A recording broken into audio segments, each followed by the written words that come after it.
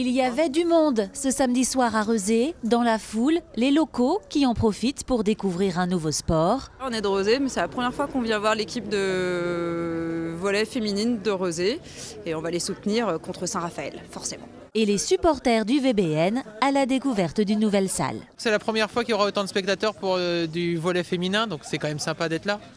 Avec 4356 spectateurs, c'est carrément le record d'affluence du volley français qui est battu dans une ambiance de folie. Et sur le terrain, le VBN est à la fête aussi. Face à Saint-Raphaël, les Nanto-Rezéennes ne fléchissent pas. Elles emportent le premier set, concèdent le second avant de dominer à nouveau la partie. La soirée était parfaite. L'ambiance était absolument géniale et ça fait vraiment du bien de gagner 3-1 parce que c'était pas facile ces derniers temps. On gagnait mais c'était toujours compliqué. Et là voilà, c'est vraiment 3-1 qui font du bien et c'est synonyme de 3e place aussi. C'était l'instant d'un match, c'est pour ça qu'il fallait vraiment en profiter et faire profiter aussi le public nantais. Mais voilà, je pense que le fait de nous avoir confié cette salle sur cet événement, je pense que les gens n'ont pas à regretter parce que le club a été à la hauteur, l'organisation a été top et puis le spectacle aussi a répondu présent. Le prochain match du VBN, ce sera samedi à la salle habituelle de Saint-Joseph-de-Porterie.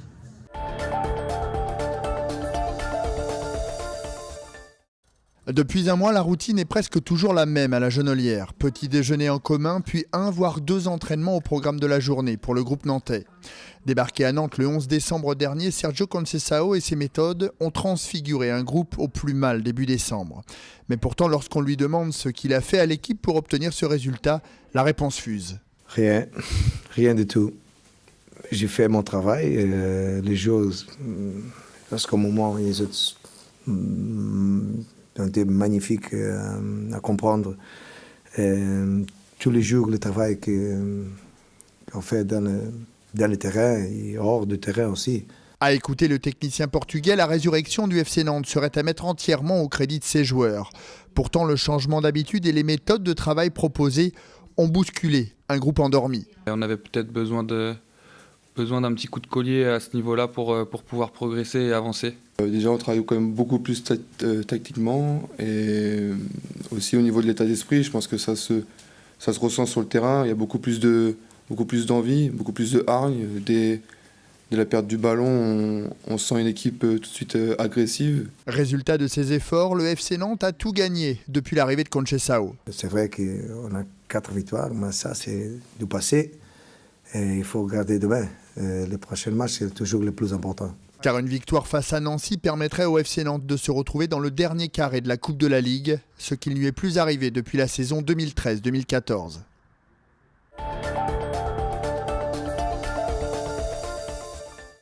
À première vue, rien ne distingue ces coureurs des autres. Mais rapprochons-nous un peu. Des baskets fluo, ça c'est normal, c'est à la mode. Un t-shirt, Run Eco Team et surtout un petit sac. Chaque jogger va le remplir plusieurs fois pendant sa course.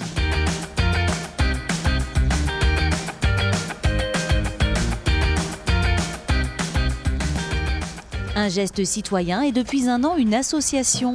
C'est lui qui en a eu l'idée. Nicolas, il a créé un groupe sur Facebook. Le réseau social décide de le mettre en avant, vient tourner une vidéo à Nantes et son célèbre PDG Mark Zuckerberg la poste la veille de Noël. Bilan, 1,8 million de vues. Même si juste 10% de personnes sur ces 1,8 million sont conquis par notre geste et le font eux-mêmes au quotidien à chaque sortie running, le pari est gagné. L'association passe en quelques jours de 2000 à 13 000 membres, s'étend dans le monde entier.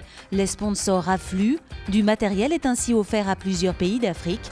L'initiative séduit. Je trouve que c'est une très bonne idée. Il y a déjà beaucoup d'initiatives qui se passent sur les plages auxquelles j'ai déjà participé. Et en fait, c'est vrai qu'il y en a partout. Donc pourquoi pas le faire sur les bords de la Chésine plutôt que d'aller sur les plages. C'est à côté de chez nous, donc c'est facile.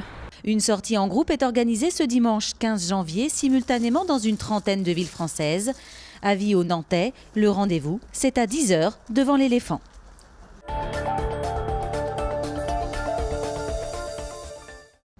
Le calme avant la tempête. Dans quelques heures, le monde du handball se donne rendez-vous au hall XXL. Une affluence qui s'annonce déjà impressionnante. Pas de quoi améliorer la circulation sur le périphérique nantais les jours de match. Le message il tient en 3 mots. Prenez le tramway. Ce sera le mode de transport idéal. La Sémitane va faire le nécessaire en termes de capacité en renforçant au moment des matchs ses services et en mettant des services supplémentaires. Si vous devez venir en voiture, il y aura un plan de circulation qui a été mis en place avec les autorités préfectorales, dont c'est la responsabilité, et qui fera que la circulation sera le plus fluide possible. À signaler que le dispositif lors des rencontres du HBC Nantes n'est pas reconduit. Le tramway ne sera donc pas gratuit pour les détenteurs de billets. Autre enjeu, la sécurité. S'ils se refusent à donner des chiffres précis, les organisateurs y ont consacré davantage de moyens. On a eu 3 réunions en préfecture pour ce thème-là. Bien sûr que compte tenu du contexte actuel, elle sera un peu plus développée. C'est plus de contrôle, plus d'agents, plus de présence et puis aussi des démarches de fouilles à l'entrée, ainsi de suite, quoi. Et pour fluidifier les entrées, le hall XXL ouvrira ses portes plus tôt avant chacun des 14 matchs prévus à Nantes. On lui met un moteur hybride, un peu comme les voitures, comme sur les voitures, voilà, tout à fait. Et puis, donc il y aura 2 tonnes de batterie dedans, un moteur beaucoup plus petit, de la dernière génération. Il polluera 4 ou 5 fois moins, il consommera 4 ou 5 fois moins d'essence, et surtout, il sera quasiment silencieux. Mais c'est important, le silence. C'est d'abord pour le confort des gens à l'intérieur. Ensuite, c'est dans la traversée des nefs, quand ils passent le long de la galerie, et pour le personnel, il est vraiment bruyant. L'éléphant, on devrait le reconstruire aujourd'hui, c'est 3 millions d'euros. Il en avait coûté 2 et quelques, mais 10 ans après, c'est pas loin de 3 millions d'euros. Là, le budget global de la grande révision, c'est de l'ordre de 600 000 euros.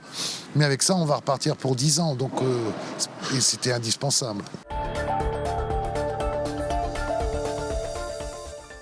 Donc voilà le planning du camping. Effectivement, on retrouve les mensuels qui sont là en permanence, des longs séjours qui sont un peu plus présents. Et puis vendredi, on a toutes les arrivées en rouge qui sont les réservations qui arrivent jusqu'à dimanche avec des départs dimanche. Sur le logiciel de réservation, le pic est bien visible. Au camping de Nantes, les passionnés de handball ont réservé presque tous les mobil-homes. Un public familial bienvenu en période creuse. Le mois de janvier, normalement, est un mois assez calme dans le monde de l'hôtellerie de plein air. On pense plus au camping l'été. 15-20 mobil-homes en plus, vous faites une moyenne de 100 € la nuit. Donc, on va être à 3 000 € pour les 2 nuits, pour le week-end, en complément. C'est intéressant sur la période à laquelle ça se passe. À l'auberge de jeunesse, le taux de remplissage atteint ce week-end plus de 50%, grâce notamment à 2 clubs de handball de Dordogne qui font le déplacement pour assister au match. Ils ont réservé leur dortoir il y a 9 mois déjà. Ce sont des chambres de 3 à 6 lits et tout un étage est réservé au club de handball. C'est une aubaine en effet que le mondial se déroule à cette époque-ci de l'année. Mais les supporters viennent parfois de beaucoup plus loin. Dans cet hôtel, pas moins de 140 étudiants norvégiens vont séjourner une semaine. Ce sont des tarifs bas qui sont vendus de l'ordre d'une 40aine d'euros la chambre avec le repas, tout est compris dedans. Donc c'est effectivement pas très très cher payé, mais ça fois 140 personnes fois 7 nuits, ça représente une enveloppe intéressante. Pas de menu spécial pour les Norvégiens, mais l'hôtel leur réserve quelques surprises. Des animations autour du handball bien sûr.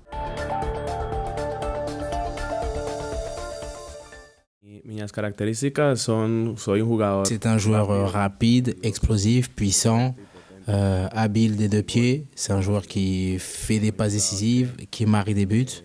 Mais il a dit qu'il allait mettre toutes ses qualités au service du collectif. Ensuite, il allait répondre aux demandes du coach. Et il a dit qu'il va aider l'équipe et le club à retrouver la place qui est la sienne parce qu'il estime que la position du club de Football Club de Nantes n'est pas la sienne à l'heure actuelle. C'est un joueur avec des caractéristiques très très intéressantes pour l'équipe parce qu'on n'a pas de joueurs avec la vitesse. On n'a pas beaucoup de joueurs, on a quelqu'un mais on n'a pas assez. Et, il faut ça dans le championnat français parce qu'on joue surtout sur le physique, sur la vitesse, sur le duel et tout ça. Et c'est important d'avoir un joueur avec ça. Et puis là aussi, la technique, comme il a dit. Et qui au Portugal, il dit qu'il n'a pas de technique. Mais vous allez voir qu'il a la technique. Et c'est intéressant, c'est un joueur intéressant pour nous.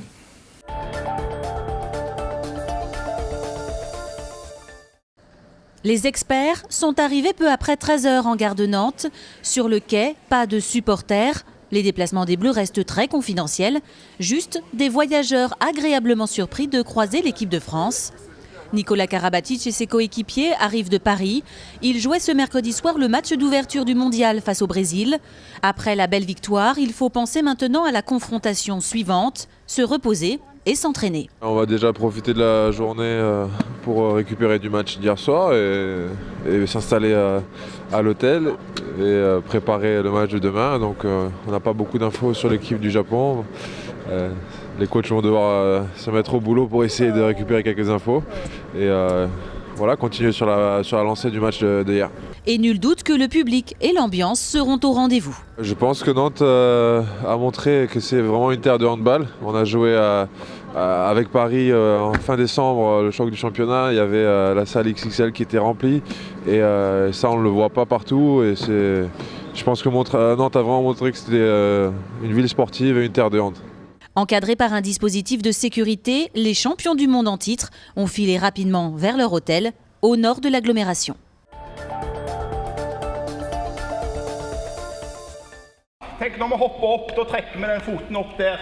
Les murs de ce gymnase d'Orvault vont résonner le norvégien pendant quelques jours. Ici, ce sont les meilleures jeunes joueuses de l'ouest de la Norvège qui s'entraînent. Elles sont arrivées jeudi soir à l'occasion de leur stage annuel. Pour nous, c'est un bon stage pour regarder les joueurs du monde entier et faire des bons entraînements dans une autre philosophie du handball. C'est le principal objectif, c'est notre stage annuel. Au menu, des entraînements, des matchs amicaux avec des équipes locales et bien sûr, supporter l'équipe nationale au Hall XXL.